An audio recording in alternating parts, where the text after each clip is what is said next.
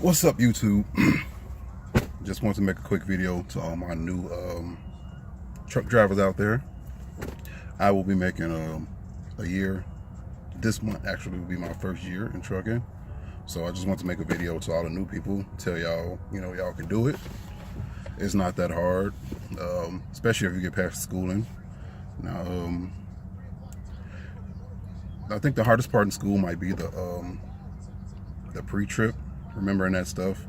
But once you actually go to the facility and do it, it's not really that hard. They don't ask you all those questions. I know that for sure, what I can remember from it.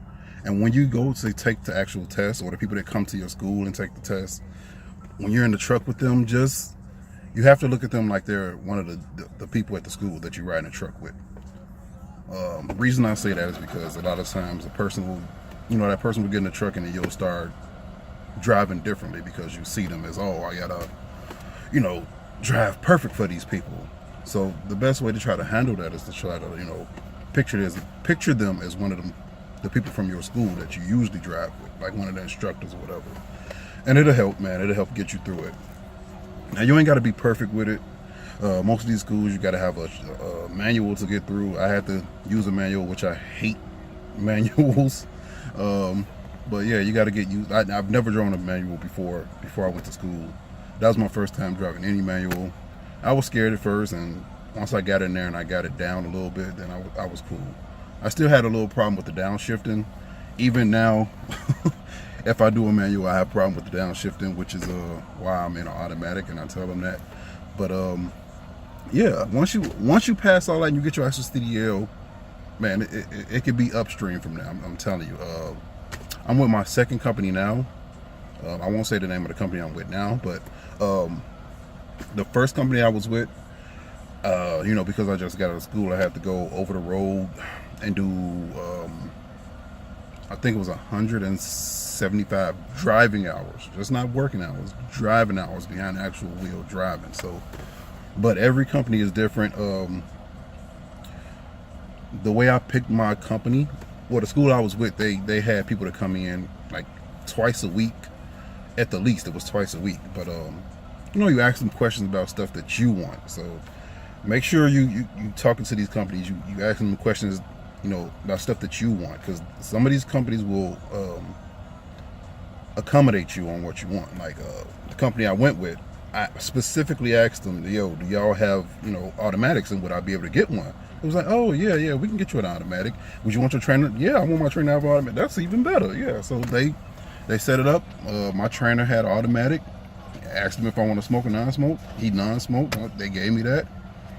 It was cool. Now the experience of going over the road for the 175 driving hours will vary. I would say that much.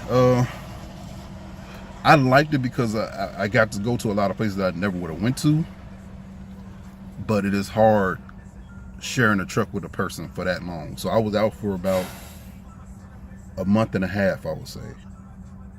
Now, given we had broken down one week, we had broken down, we had to get the truck fixed. So we was in a hotel, and then we had a smaller breakdown at another point. But yeah, 175 hours, it takes a little while, because you can only drive 11 hours on your clock, as you know, a day. So, and when you first start, they only let you drive up until midnight. So depending on what time your trainer will let you. Well, this was with the company I was with, so I don't know how every company operates, just the company I was with. Now, I'll tell you what the first company I was with Warner.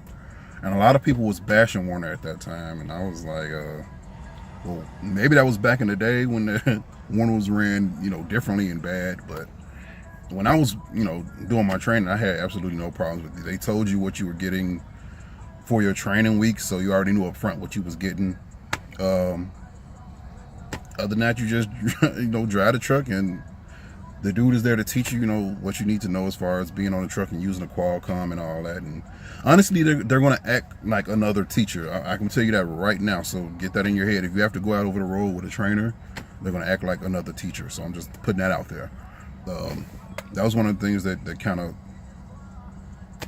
kind of didn't like, because I understand, their life is, at risk too, being with a new driver. But I just didn't. There was some. It was too much. Maybe it was my guy, but he was a little bit too extra for me. But I made it through that. I stuck it out. It was a couple times where I wanted to call and ask for another driver. I mean, another, instructor dude. But I just stuck it out, and I got through it.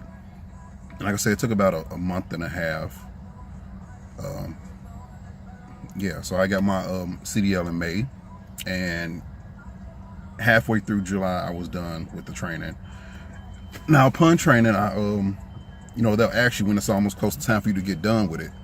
They ask you what type of truck you want, color, and they give you options on different accounts that you can take. I was just so lucky. I was really lucky because I didn't want to do over the road. That was completely out the window. So I had my mindset on doing regional. Now, when it was almost time for me to go there, I got a call from them. They had this position, which was it was daily time at home. Now, I stay in Chicago, so they had this position all the way out in Shanahan, because that's where their drop yard was, which is where the trucks were. So I had to go. So I accepted that because it was local. That's what I wanted, every day, daily time at home. So I had to go, from the city all the way out to Shanahan every day. But hey, it was local time at home. I had to deal with it. I would deal with it. I had to do regional. I didn't have to do over the road, so I was good with that. It was cool. I didn't really have any problems with them. Now, before I even accepted it, they let you know that it was what's the word I'm looking for?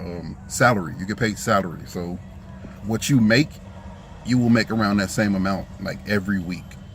But like I say, every company is different, so it might not be set up the same at other companies or whatever. I can only tell you about the company I was with and how it was set up.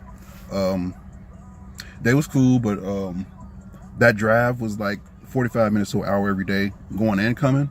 So that was gas on top of time.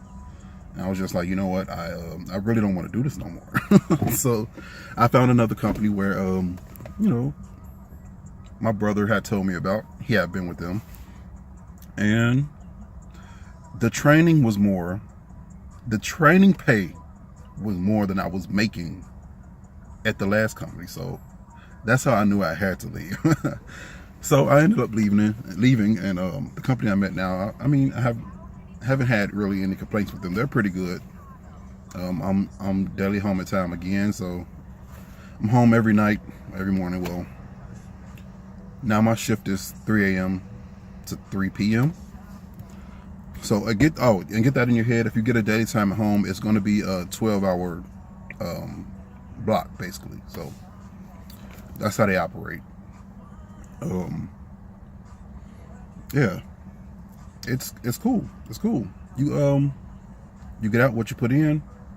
Learn how to run the system. You can make some money. Learn how to run the system. Now, of course, starting off, don't let these people fool you. You are not finna make a lot of money starting off. I will definitely tell you that right now. It's not gonna happen. It takes a while. Like I said, this month will be my actual first year. Now, some of these companies do offer like safety bonuses.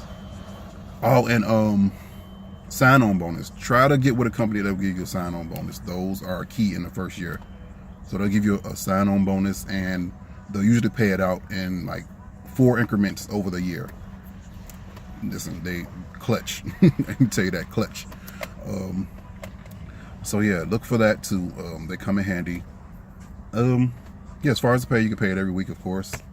Yeah, it's not bad at all. Like I say, you get out what you put into it. So you learn the system down, get the system down, and you run it.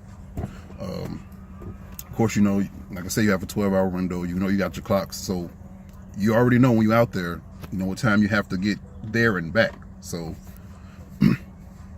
now I do more like regional runs. So I got a radius about 250 miles that I can go and come, that they can send me to and come back. So when you out there, you got to know, like, if you at these people, if something happened, like, say you're getting loaded or live unloaded, and it's taking longer than you need that your clock have, you have to call your people, call your dispatcher, your DP, your leader, whoever your driver leader, call them and let them know, hey, that's taking too long. My clock is at, whatever. It's gonna take me this long to get back. They'll call them people and, possibly have you drop the load and then come back and bobtail just so you can make it home on time. Because as you know, if that clock run out, you're not supposed to be driving. Notice I said not supposed to be driving. But yeah, when you're out there in that truck, you're the captain of your truck. I mean, you operate that truck. No one can operate that truck for you. No one can tell you to go. No one can tell you to stop. That's as simple as it is.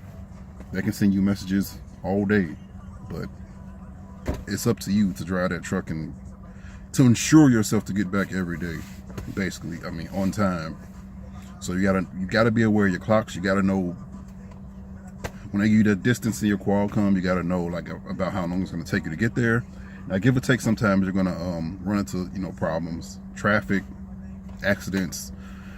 And this is my first winter, like I said, because this is my first year, and man, let me tell you, me in Chicago, I'll be going to Indiana and Iowa and Michigan, but mostly Indiana and Michigan. And them I-65 going to Indiana gets bad. And them people act like they can't drive. You see a whole bunch of cars on the side of the road. And I will tell you guys, one time I did a trip going to Indiana, and I was doing an extra day.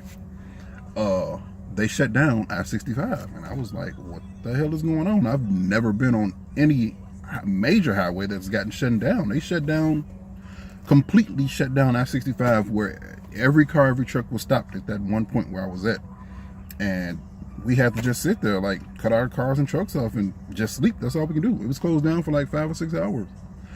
That's all you can do. You got nothing you can do. You can just roll with the punches, but that's this type of stuff that's out of your control, and you have to be aware of that might happen. Now, it only happened one time, but like I said, when it happened to me, I never experienced nothing like that. I didn't know that they could shut down a whole expressway or interstate or whatever. But but if you guys have any questions or anything that I can help you with, I will be more than happy to try to help you guys. Leave a comment or whatever. I will get back to you as soon as I can. To me, I mean, we all out here, we should be trying to help each other, man. When I first started, I went on YouTube, and I pulled up the company I was looking at. I was looking at a different company at the time, and I found this guy Scooby-Doo on YouTube. So go check him out. He was with the company I wanted to go to at the time, and he told me a whole bunch of good, he got a whole bunch of good information. He gives you real valuable information. You should check him out. Listen to a couple of his videos. Check him out. Also, shout out to the Wright brother. Check his content out. Trucker Brown. Check his content out. Lil Sean. A trucker named Jay. Check her content out. Jay the Trucker. Chasing Andrews, another good one. Yeah, but these guys, they got a lot of content to help you out and answer a lot of your questions and stuff. They got a lot. I won't say a lot more experience, but they have more experience than I have. Because I was surprised actually when I found out, around how much experience some of these guys have. It's not overwhelming amount of experience, trust me. Yeah, but man, it's not hard. We should all be out here trying to help each other, man. I mean, if there's anything I can help with, any questions I can help with, leave a comment. I'm gonna try to hit you back on the comment. Get this thing done, man. We all out here trying to make this money. Let's make this money, man. That's it. Hey, till next time, y'all stay up.